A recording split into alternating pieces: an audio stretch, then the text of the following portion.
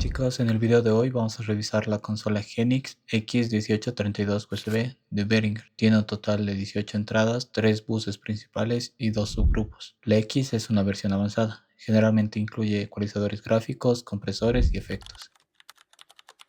El 18 significa que tiene un total de 18 entradas, donde 6 son de canal mono, 4 son de canal estéreo, que serían 8 canales mono, 2 a través del 2-track y las últimas 2 entradas a través del USB. Sumado nos llega a un total de 18 entradas. El 32 significa que tiene 3 buses principales, Main, Enle y R, y el Control Room Phones, y el 2 de los 2 subgrupos. En la parte superior de la consola tenemos lo que son las entradas. Del canal 1 a 6 son canal mono, donde nos ofrece dos tipos de entrada. Uno con conector XLR marcada como mic, que está diseñada para señales de micrófono. Ahí conectamos los micrófonos dinámicos o micrófonos de condensador que requieren alimentación Phantom Power más 48 voltios para poder funcionar. Para activar el Phantom se encuentra en la parte trasera de la consola, o también para conectar las salidas de las cajas directas. Y debajo tenemos la entrada de 1/4 de pulgada marcada como Line In, pensada para fuentes que ya trabajan en nivel de línea, es decir, para las señales que ya vienen preamplificadas. Estas son señales mucho más fuertes comparando con las señales de micrófono. Podemos conectar instrumentos, bajos, guitarras, que no es lo ideal por temas de impedancia, pero para módulos de batería, salidas de consolas, señales de línea, sí.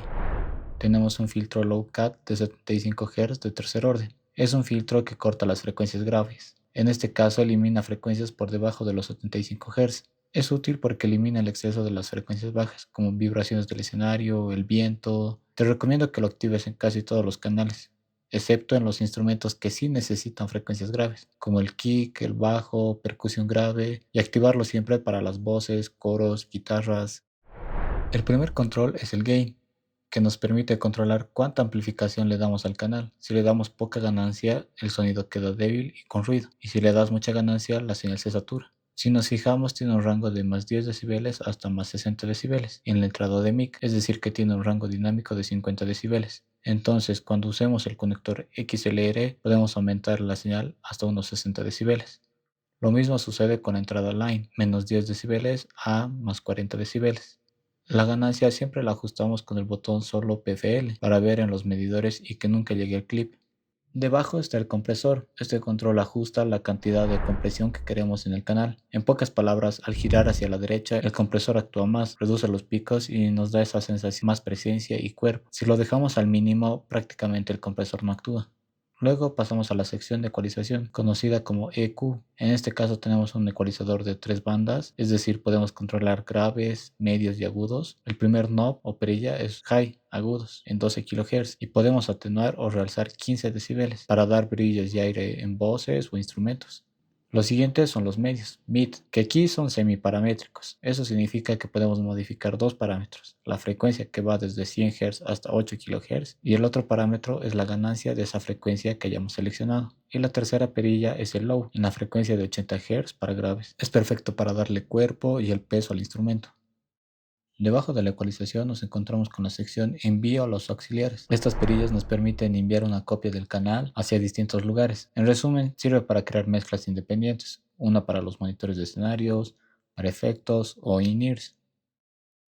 El primer control es el MON, que viene de la abreviatura de monitor. Por ejemplo, si subo el control MON 1, la señal del canal viaja internamente al MON send. Entonces, este fader nos permite modificar cuánta señal saldrá por el conector TRS mount out. Y acá ya puedes conectar un monitor de piso o un sistema in-ear. Lo ideal es dejar el fader mount send en 0 decibeles y así solo modificamos el envío del canal que necesitamos en ese monitor. Ojo, si esto está bajo y menos infinito, no saldrá nada de señal por el conector. Este fader es el bus maestro del monitor 1. Todo lo que envías desde la perilla mount de cada canal se suma aquí y el nivel total sale por el conector mount send out.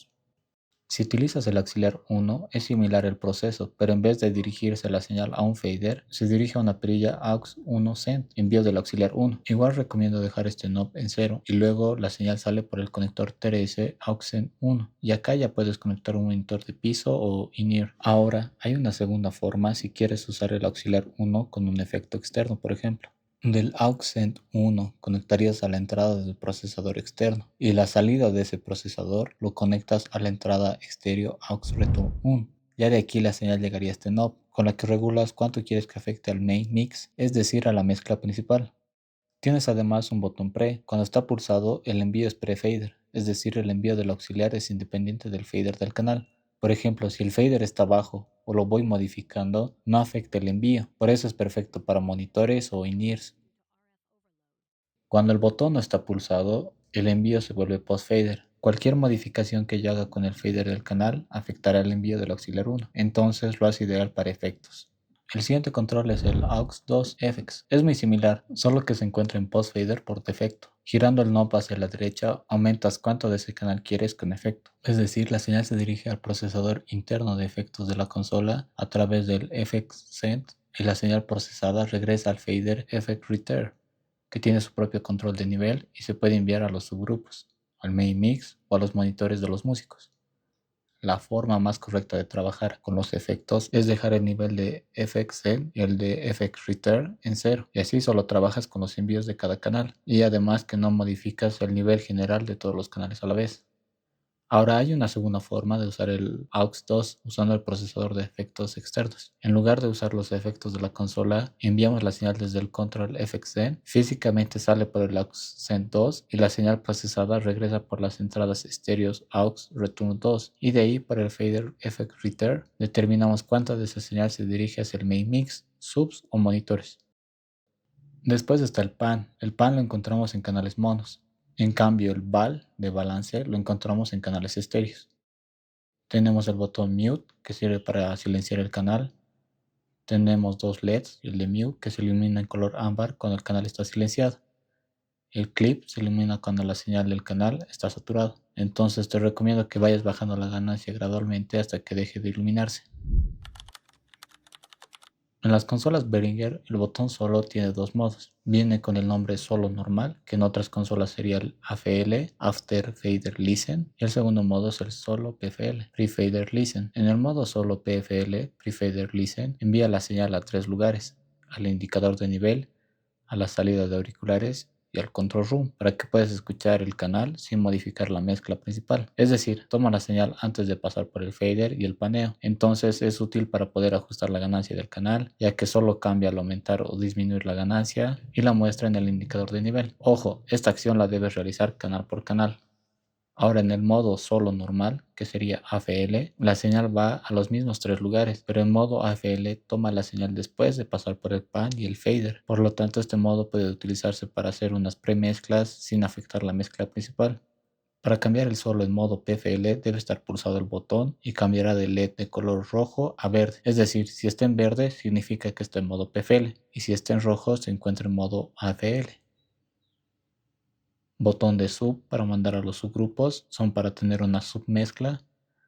Main para mandar a nuestros altavoces principales. Y al final el fader, que sirve para controlar el nivel de la salida del canal hacia el main mix o subgrupos.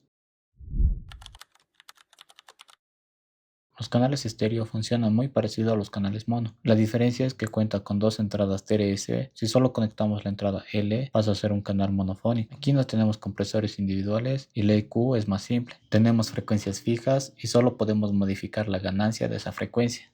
Existen dos tipos de nivel de línea: el más 4 dBu sin pulsar para equipos profesionales como señales de línea, y el nivel menos 10 dBm, que es el botón pulsado, para equipos domésticos como una salida de celular, laptop. Entonces, si la señal es muy baja en los medidores, pulsamos el botón para que se amplifique más la señal. Tenemos el 2-track input con conectores RCA, donde podemos conectar la señal de un smartphone, laptop, y tenemos una salida output para mandar a algún equipo de grabación que tengamos. El foot switch, donde se conectaría un pedal, que al pulsar el pedal aparecería un punto en el display y eso significa que el efecto está desactivado. Phones, que sirve para conectar los audífonos. En la parte derecha tenemos la sección de efectos. La consola cuenta con un procesador interno de 24 bits. Trae reverbs, delays, modulaciones, etc. El FXN, este control, ajusta la cantidad de señal que se envía a los efectos internos o externos. Tenemos un display donde nos indica con qué efecto estamos trabajando. El Program Parameter, este knob nos permite seleccionar el efecto con el que queremos trabajar, y para confirmar el efecto apretamos solo una vez. Y el Tap Delay. Tenemos la sección para la detección de feedback. Pulsamos el botón EQ-IN para activar el ecualizador gráfico de 9 bandas y el Feedback Detection System, que cuando esté encendido nos muestra visualmente en LEDs rojos qué frecuencias están retroalimentando.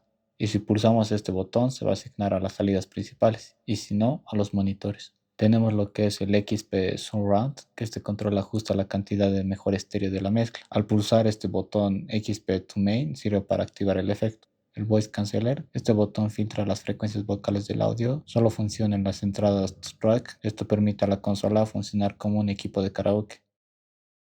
Los botones que están dentro de Source, que significa fuente, te deja elegir qué señales adicionales quieres mandar al Control Room y a los audífonos. Entonces podemos mandar el 2-track USB, sub o el main mix. Con este no controlamos el nivel de los auriculares o del Control Room. El 2-track in USB to main. Este botón envía la señal al 2-track in directamente al main mix. Es decir, cuando lo presionas, el audio que entra por el RCA o por USB se dirige al main out. Lo malo es que no tenemos un fader para controlar su nivel. Los canales de inserto con conector tipo TRS de 1/4 de pulgada marcados como insert. Estos nos permiten añadir procesadores externos directamente a la señal, justo después de la preamplificación. Es una forma de aplicar compresión, deezers, ecualizadores individuales, sin afectar a toda la mezcla. El Control Room Out, que son salidas de líneas balanceadas diseñadas para monitorear o para altavoces de referencia.